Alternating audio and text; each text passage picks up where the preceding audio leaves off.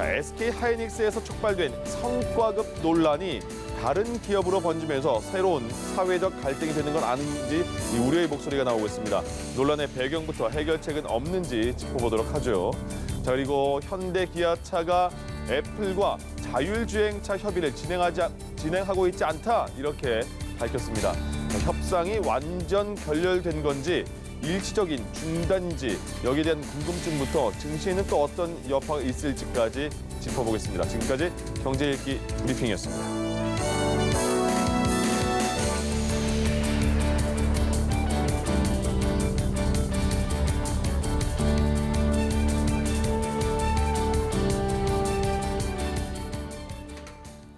네, 좀 더 자세한 내용을 김대우의 경제일기에서 살펴보겠습니다. 오늘도 김대우 박사 나오셨습니다. 네, 어서 오십시오. 네, 안녕하십니까? 반갑습니다. 네, 들으신 대로 지금 SK 하이닉스에서 시작된 성과급 논란이 아주 뜨거운 상황인데 이 성과급 논란이 시작된 이유부터 짚어볼까요? 우선 SK 하이닉스에서 벌어지고 있는 이 성과급 논쟁이라는 것은 월급의 급여의 액면 금액의 400%를 주는 것인데 기본급여요. 네. 거기에 대해서 적다 또는 많다 하는 것이니까 거기를 지켜보고 있는 제3자의 입장에서는 상당히 부러운 예. 별세계 얘기 같아요. 또 어떤 곳에서는 지금 코로나19 때문에 회사가 어려워서 성과급은커녕 기본급도 주지 못하고 이제 해고를 할 수밖에 없는 이런 상황에 몰려 있는 경우도 있습니다만은 예. 어쨌든 SK 하이닉스에서 이번에 성과급 논쟁에 불을 지펴서 사회적 지금 화두가 됐는데요. SK 하이닉스는 작년에 5조 원 이상의 영업이익을 냈습니다. 반도체 호황도 힘입었고 또 SK 직원들이 열심히 일한 결과로 그 전해 대비해서 엄청나게 증가율 거의 2배가량의 이상의 경영 성과를 냈죠. 그런데 정작 SK 하이닉스 직원들이 성과급을 딱 받아보니까 예. 1년 전하고 별로 경영 상태가 좋지 않았던 때하고 별 차이가 없는 거예요. 네. 이름은 바뀌어서 하나는 성과급이고 하나는 기본급 지원금인데 별 차이가 없다. 이 대목에서 SK 하이닉스 직원 중에 젊은 세대들이 아니 이게 도대체 이럴 수가 있느냐 하고 문제를 이제 제기를 했고 그에 대해서 회사 측이 또 최태원 회장이 내 그 급여는 다 반납하겠다라고 하면서 사건이 더 커져 버렸어요. 네. 그래서 이제 이 대목에서 우리도 이 성과급을 주는 것에 대한 분명한 어떤 기준이 있어야 되지 않느냐라는 사회적 화두를 던졌다 이렇게 볼 수가 있습니다. 그렇군요. 이 하이닉스 직원들이요. 말하는 게 성과급 뭐 어느 정도인지도 그렇지만 좀 지급 그걸 투명하게 공개하라 이런 거 아니겠습니까? 회사에. 근데 회사에서도 좀 그걸 공개하면 될 텐데 회사는 왜 그런 지급 기준을 공개를 못 하는 겁니까? 안 하는 겁니까? 예, 그 문제의 핵심인데요. 예.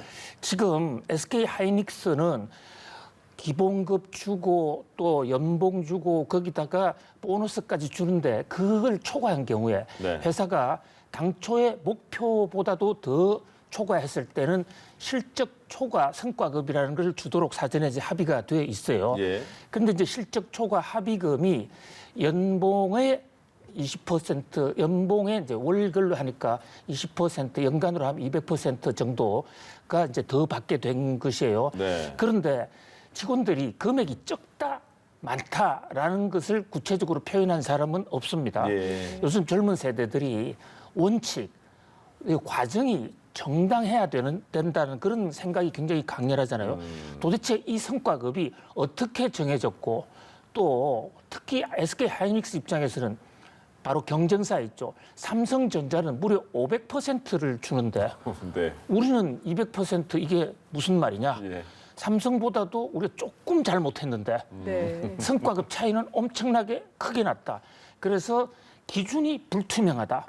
그다음에 사전에 주기 전에 이런 기준에 대해서 직원들하고 협의하지 않았다. 이 두 대목에서 상당히 지금 심각하게 예. 부글부글 끓고 있는 그런 모습입니다. 그렇군요. 그 기준과 원칙을 중시한다는 게 느껴지는 게 사실 회장이 연봉을 반납한다고 하면은 이게 사태가 무마되기도 할 것 같은데도 지금 안 되고 있는 거잖아요. 그 부분도 참 느껴지는 것 같고 그렇기 때문에 더욱더 이런 문제를 제기한 MZ세대라는 2030 세대에 주목을 또 하는 것 같습니다. 어떻게 좀 보십니까? 맞습니다. MZ 세대는 반기가 지금 화두가 되는데요. 이번에 성과급 논란을 일으킨 SK 하이닉스도 바로 MZ 세대들이 반기를 든 건데요. 예. 지금 말씀하신 대로 최태원 회장께서 내 성과급, 내 연봉 30억 원을 다 내놓을 테니 이러면 과거 같으면 저희들 세대 같으면 미안해서라도 사건이 수습이 됐을 거예요. 예. 근데 요즘 MZ 세대는 이게 잘 이해가 안 되는 거예요. 왜 회장은 회장이고 그렇죠. 그 직원은 직원인데 회장이 안 받으면 우리 가슴만 더 아프고 문제가 해결이 안 되는 거 아니냐. 또 회장 급여를 30억 원을 직원 숫자로 나눈 게 카페에 올라와 있더라고요. 그걸 나눠보니까 1인당 10만 원씩 돌아가요. 예. 그래서 일부 사람들은 1789년 프랑스 혁명 때 네. 마리 앙뚜아네트가 자 빵이 없으면 고기를 먹으라라고 얘기한 적이 있죠. 자 우리에게 지금 회장께서 성과급 안 내시는 것은 회장이 받는 성과급이 갖는 그 개인적 가치와 우리에게 10만 원, 20만 원이 갖는 가치가 큰 차이가 있는데 뭉뚱그려서 회장이 안 받을 테니까 다 같이 안 받아라. 이것은 말이 안 된다라고 이제 MZ 세대들이 이렇게 받아들이고 있는 것이죠. 예. MZ 세대라는 것은 그러니까요. 밀레니엄 제너레이션 세대라고 흔히 경영학에서 이렇게 분류를 하는데요. 밀레니엄이라는 게 한 세기가 바뀐 네. 그러니까 1999년에서 2000년으로 넘어갈 당시에 나이 20살을 기준으로 합니다. 그때 그러니까- 20살이요. 예, 그때 21세기가 시작돼 20살 정도 돼야 자기 의식이 있지 않습니까? 예. 그러니까 21세기에 자기 의식을 갖고 산 사람들, 그 사람들이 1980년생부터예요. 네. 1980년생부터 약 1995년생까지를 밀레니엄 세대, M 세대라고 그러고 네. 또 1995년 그 이후의 세대는 아예 태어나기를 21세기에 태어났어요. 예. 그래서 그건 더 확실한 자기 정체성이 강하다 이래서 Z세대 묶어서 MZ세대인데요. 지금 우리 사회의 주류가 MZ세대고 기업체에서는 네. SK 하이닉스에 조사한 바로는 그 직원의 60%가 MZ세대더라고요. 예. 그러니까 이제 MZ세대에 맞게 회사가 성과급을 주는 거 선의로 준다 하더라도 MZ 요구 기준에 맞게 좀 줘야 될 필요가 있다 이렇게 봅니다. 저는 아슬아슬하게 MZ 세대가 아니에요. 아주 아슬아슬하게. 예. 예, 아쉬워하시네요. 근데 네. 지금 이거 보고 계신 분들 중에서 아니 그렇게 SK 하이닉스, 삼성 이렇게 성과가 많이 주는 거 아니 배부른 사람들의 그런 그 상황들이 왜 이렇게 알려주냐? 우리는 지금 자영업자 코로나 때문에 영업이 안 되고 지금 정말 힘든데 이런 분들이 많을 것 같은데요. 상대적 박탈감 같은 거요? 그렇습니다. 그 이제 상대적으로 회사에서 떨려나고 있다든지 자영업 같은 경우에는 정말 눈물에 예. 그 이 회사의 적자 예. 그리고 사실 생존의 위기를 맞고 있는데 한쪽에서는 저렇게 또 그 성과급 논란이 나지 않습니까? 이것은 뭐 특별히 SK 하이닉스나 삼성이 잘못했다기보다 우리 코로나19 상황에서 예. 여러 번 말씀드렸지만 이 경제가 K자형으로 네. 양극화가 돼버린 거예요. 예. 그래서 잘 된 곳은 좀 더 잘 되고 못 되는 곳은 더 안 돼서 좀 안타까운 측면이 있습니다. 그래서 삼성이나 SK 하이닉스가 너희들 돈 많이 벌었으니까 배 아프다 이렇게 바라볼 관점은 아닌 것 같고요. 네네. 또 현재 지금 좀 어려운 업종도 돌아가다 보면 또 그걸서 해뜰 날, 볕뜰 날이 또 있을 수도 있겠죠. 네. 근데 이번 기회에 좀 MZ 세대를 겨냥해서 성과급을 주는 정확한 기준을 좀 마련하는 것이 화근을 막는 첩경이 아닌가 이런 생각을 해봅니다. 예. 그리고 이제 오늘 저도 살짝 뒷이야기가 궁금해지는 소식이 아니었나 싶은데요. 한 달 전쯤에 이제 현대기아차와 손을 잡고 애플이 애플카를 만들 것이다라는 소식이 들리고 그 후로는 별다른 이야기가 없지 않았습니까? 그래서 뭐 잘 진행이 되고 있나 보다 이렇게 생각을 했는데 오늘 현대차 그리고 기아가 애플과 자율주행차 협의를 진행하지 않고 있다 이렇게 공식 입장을 발표를 하고 그 외에는 지금 별다른 거는 더 알려지지 않은 상황입니다. 네. 좀 어떻게 상황을 추측하고 계십니까? 지난 한 달간 이 현대차와 애플의 이 그 전기차 합작 문제로 우리나라는 물론이고 전 세계가 엄청나게 들끓었죠. 예. 그리고 주가도 그에 따라 요동을 쳤습니다. 우리 앵커님은 워낙 보도에 충실하다 보니까 조금 이제 그 요동치는 것을 조금 몰랐네요. 예, 네.